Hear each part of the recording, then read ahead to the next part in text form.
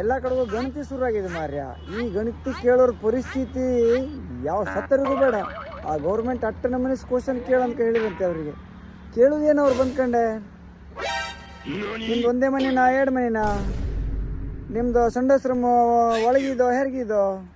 ನಿಮ್ಮ ಕೋಳಿ ಮೊಟ್ಟೆ ಹಾಕಿದ, ಮರಿ ಹಾಕಿದ? ಬೆಕ್ಕು ಮರಿ ಹಾಕಿವ?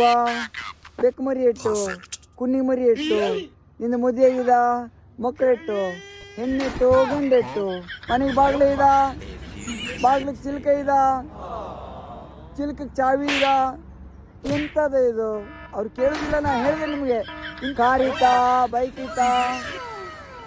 ನಮ್ಮದಿಲ್ಲಿ ಕೇಳೋದಿಲ್ಲ. ಎಲ್ಲಾರ್ದು ಎಲ್ಲಾನು ಇದು. ಆದ್ರೆ ಪೂರ ಸಾಲದ ಮನೆ, ಫ್ರೀ ಹಾಕೊಂಡು ಯಾವುದೂ ಇಲ್ಲ. ಆದ್ರೆ ನಮಗೆ ಹೇಳಕ್ ಹೋದ್ರೆ ನಮ್ಮ ಮರ್ಯಾದೆ ಹೋಗ್ತಿದ್ದಿಲ್ಲ ಅವ್ರ ಮುಂದೆ. ಅದು ಬರ್ರು ಮತ್ತು ಹೆಂಗ್ಸ್ರು ಹೆಣ್ಣು ಮಕ್ಕಳು ಬರ್ತಿರೋ ಅವ್ರ ಮುಂದೆ ನಮ್ಮ ಸಾಲ ಇದು ಹೇಳಕೋತಿದ ಇಲ್ಲ. ನಮ್ಮದು ಮತ್ತೆ ಚಲೋನೇ ತೋರಿಸ್ಕೊಳ್ಬೇಕತ್ತ. ಇಲ್ಲ, ನಮ್ಮದು ಕಾರ್ ಇದೆ, ನಮ್ಮದು ಬೈಕ್ ಇದೆ ಹೇಳೋದು. ಲಾಸ್ಟಿಗೆ ನಮ್ಗೆ ಹಾಕಿ ಕೊಟ್ಟು ಕಾಣಿಸ್ಬಿಡ್ತಿರ್ ಕಡೆ ಗೌರ್ಮೆಂಟ್ನವರು ಟ್ಯಾಕ್ಸು ಪಾಕ್ಸು ಅಂತ ಹೇಳ್ಕೊಂಡು. ಗಣತಿ ಬರೋರು ಪಾಪ ಅವ್ರ ಪರಿಸ್ಥಿತಿ ಬೇಡ. ಎಲ್ಲ ಮನೆ ಓದ್ಬೇಕಾರೆ ಕುನ್ನಿ ಓಡಿಸೋದೇ ಆಗಿದೆ ಅವ್ರ ಪರಿಸ್ಥಿತಿ.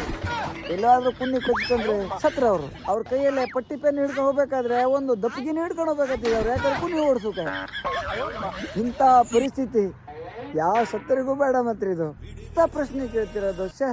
ನಂಗಂತೂ ಸಾಕಾಗೋಯ್ತು. ವಿಡಿಯೋ ಎಲ್ಲರಿಗೂ ಶೇರ್ ಮಾಡಿ. ಹಾಂ.